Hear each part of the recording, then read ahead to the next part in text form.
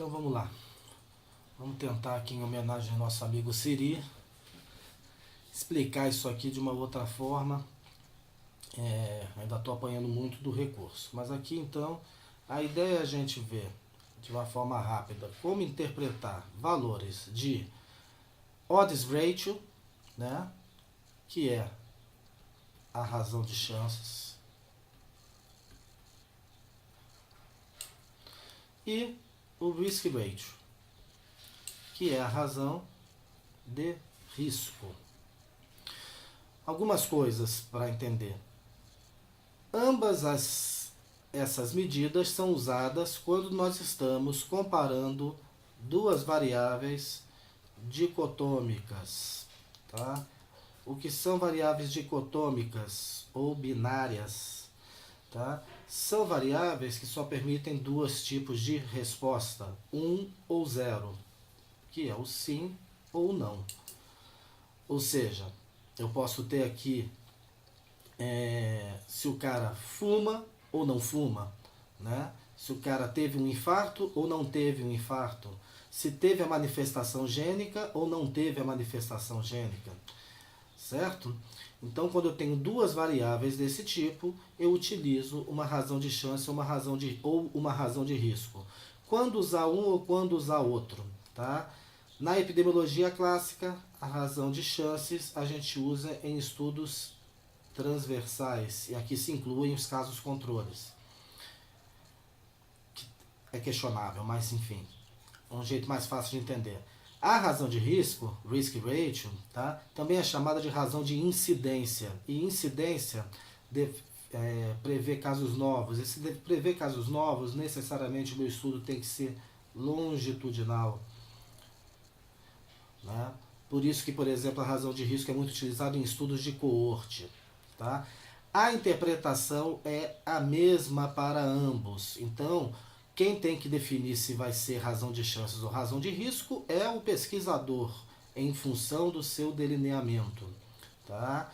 Para a interpretação, tanto interpretamos uma quanto a outra da mesma forma, tá? E, portanto, eu vou aqui só falar em razão de chances, né? Mas tudo que eu disser serve também para razão de risco, tá? Porque a ideia aqui é a gente ter um método de interpretação de resultados. Tá? Muito bem. Essas variáveis dicotômicas, tá? Elas vão se comportar para essa razão de chance numa relação de causa e efeito.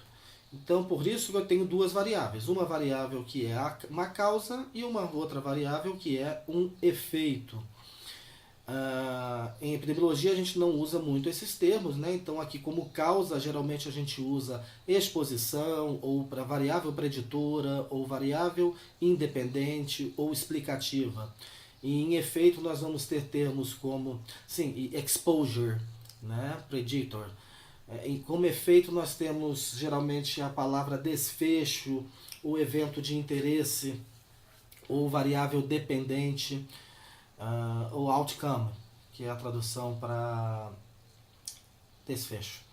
Muito bem, então essa razão de risco vai ser calculada em função dessas duas variáveis para me dizer se existe de fato uma relação de causa e efeito. Não confundir com resultados de Q quadrado, tá? O teste de Q quadrado não avalia causa e efeito. Ele apenas avalia uma associação entre duas variáveis que pode ser numa direção ou em outra.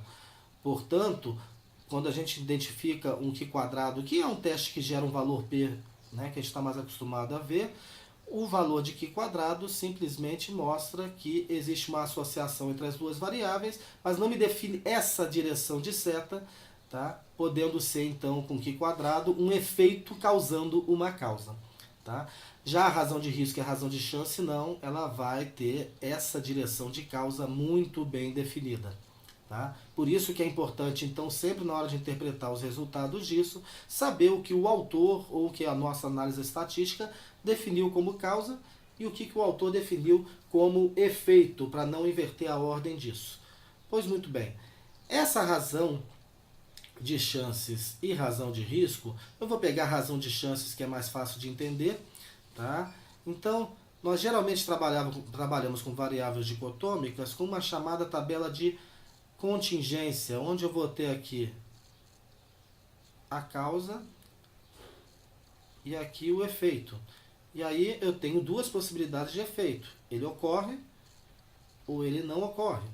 E da causa também pode existir a causa, a exposição, ou pode não existir a exposição.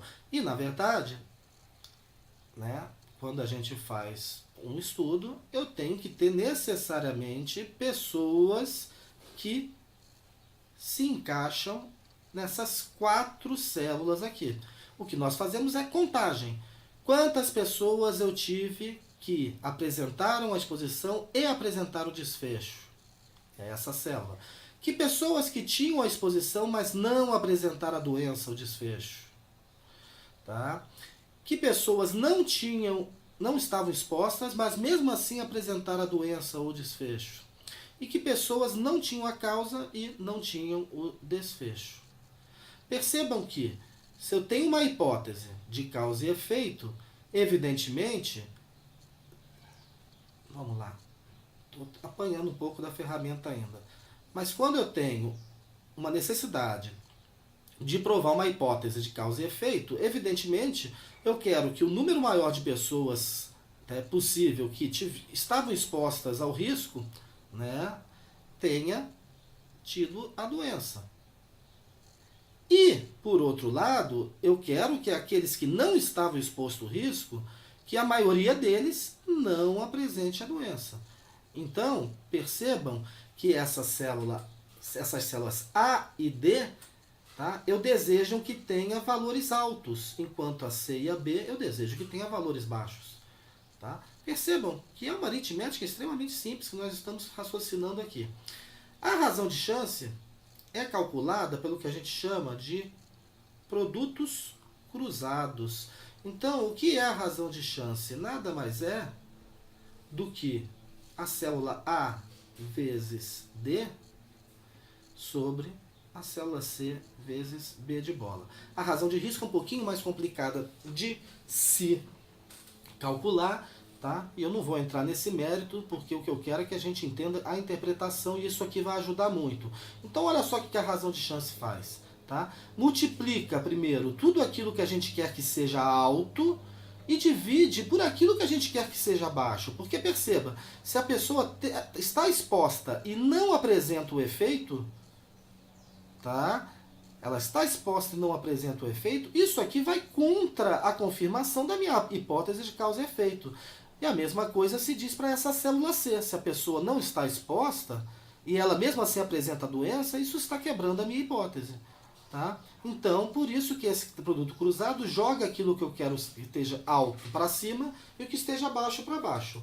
Ora, se isso aqui é uma razão, né? Lembrando aqui que eu estou lidando com uma razão, vamos lembrar do tio Totonho da 6ª série. O que é uma razão? Uma razão nada mais é do que uma fração, uma divisão. E isso implica em 3 situações. Se eu tiver o numerador igual ao denominador, esses 2 valores forem iguais, tá? Isso implica matematicamente que eu tenho, tá, uma razão igual a 1. O elemento neutro da divisão e da multiplicação. Se o numerador é maior que o denominador, isso implica que eu vou ter uma razão maior que 1. E se o meu numerador é menor que o denominador, isso implica que eu tenho uma razão menor que 1. Ora, perceba, os meus valores que eu gostaria que fossem altos, células A e D, estão no numerador. E o que eu desejo que sejam baixos, estão no denominador. De tal forma que, para eu confirmar a minha hipótese, ou seja, isso ser maior que isso, x ser maior que y, eu desejo então que a minha razão de chance seja maior que 1. Certo? Então aqui x nada mais é do que o meu numerador, que são as células A e D no cálculo da razão de chance. Y é o meu denominador, C e B. Né? Eu queria que isso fosse mais alto que isso, ou seja, eu quero que x seja maior que y. E pelo princípio aritmético da razão, x ser maior que y, A vezes D ser maior que C vezes B, implica numa razão resultando em um valor maior que 1. Então, somente o valor maior que 1 confirma a minha hipótese inicial. Certo?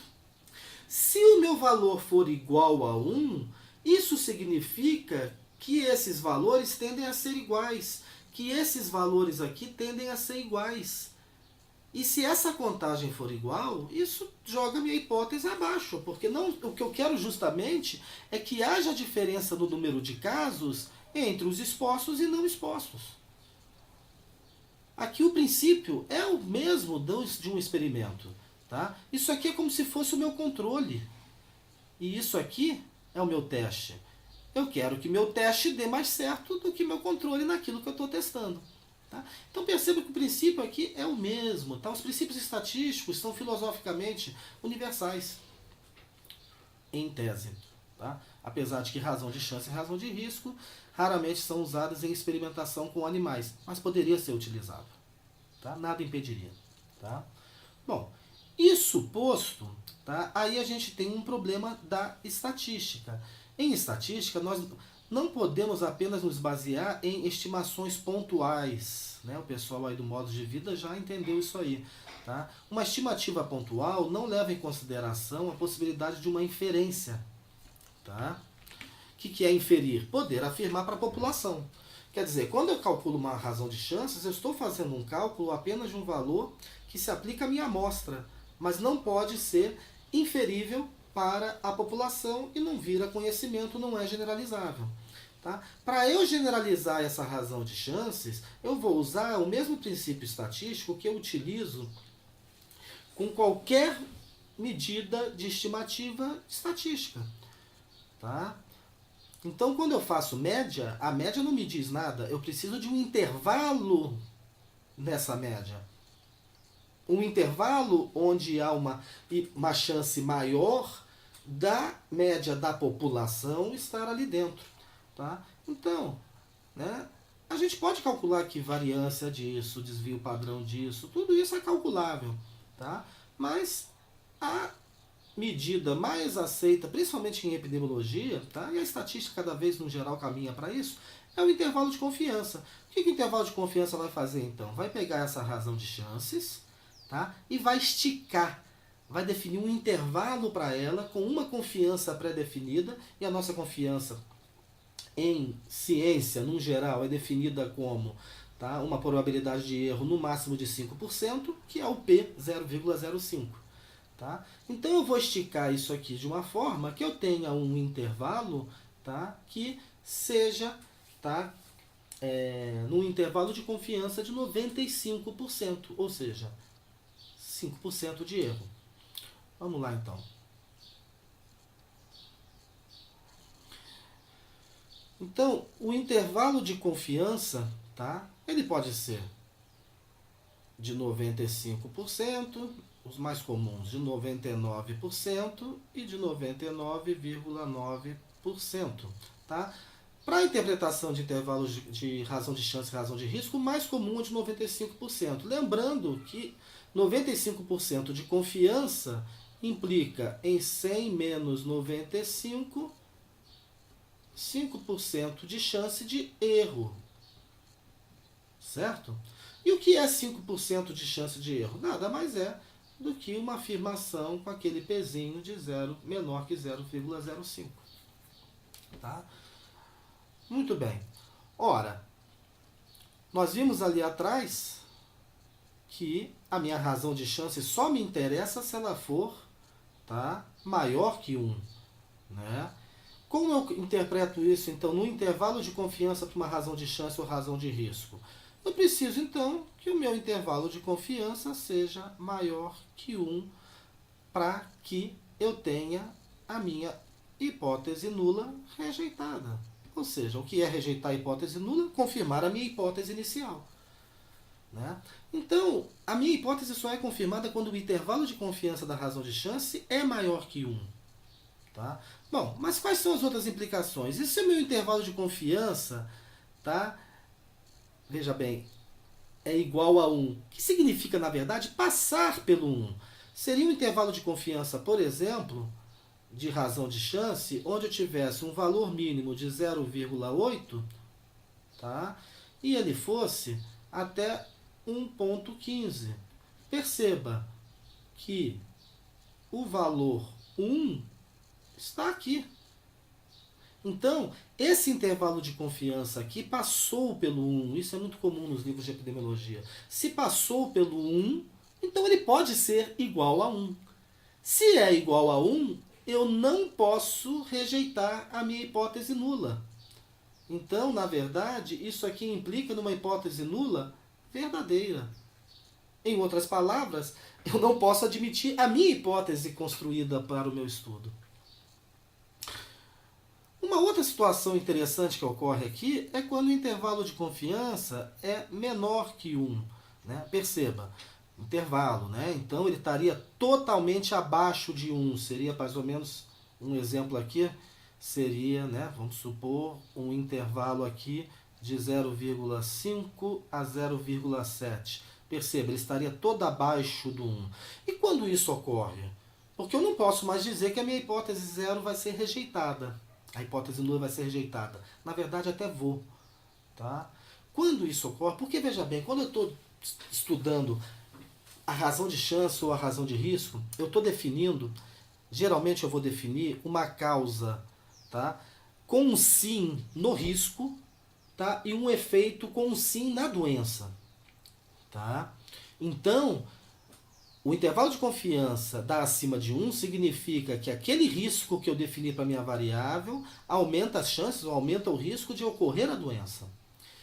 Mas ali eu estou numa situação inversa, ele todo abaixo de 1. Quando isso ocorre, a gente diz que aquele fator de risco que eu imaginei inicialmente, na verdade, é um fator de proteção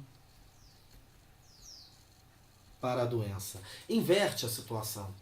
Tá? Então, o intervalo de confiança menor que 1, a gente identifica um fator de proteção da doença. Ou seja, se aquela causa ocorrer, tá, as chances da doença diminuem.